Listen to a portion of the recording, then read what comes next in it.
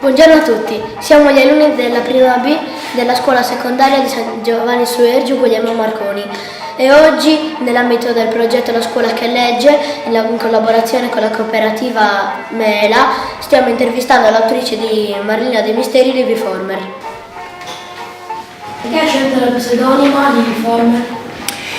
Allora, è stato perché tanti anni fa, quando ho iniziato a scrivere, il mio primo editore mi disse: Dina Usai, sa signora scusi, ma è un nome un po' insulso, non dice niente, si cerchi un altro nome, straniero possibilmente. E io, pollo, l'ho fatto.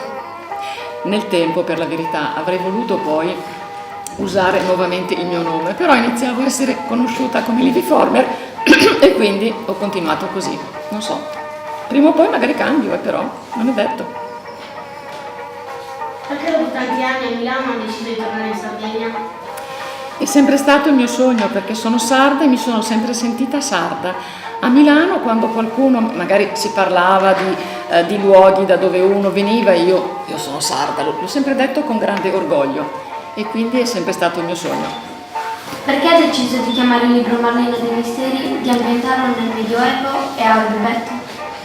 Allora, intanto Urbibeto era l'antico nome di Orvieto.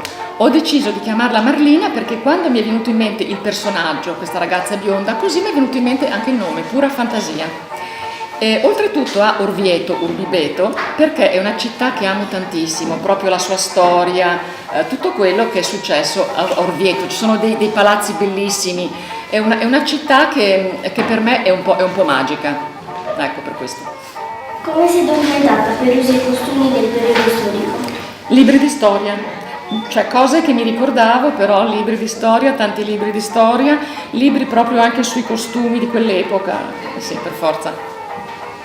A chi si è ispirata per il personaggio di Marlina? Quale personaggio la rappresenta di più?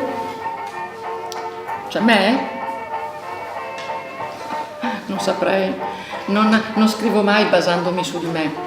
Allora, Marlina mi è venuta in mente così, probabilmente ho visto una ragazza bionda che mi ha colpito.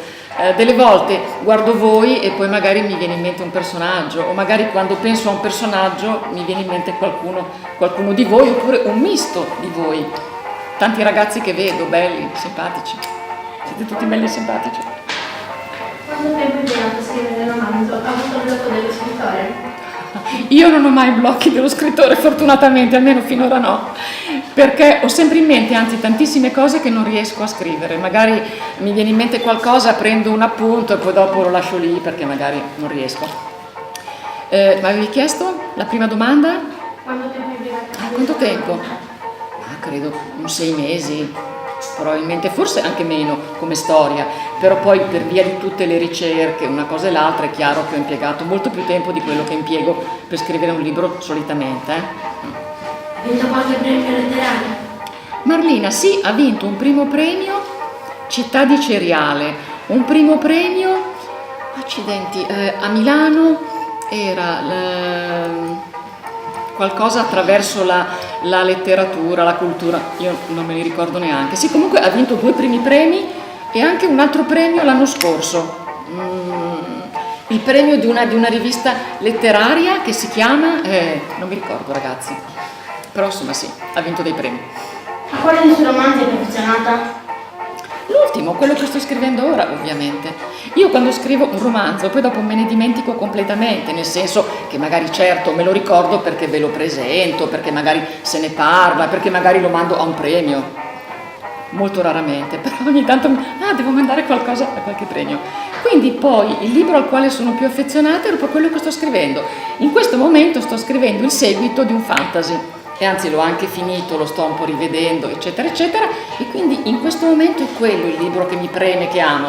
Gli altri ormai ve li ho dati a voi, non mi interessa più. Sta già scrivendo qualche nuovo libro? Hai in mente di farlo?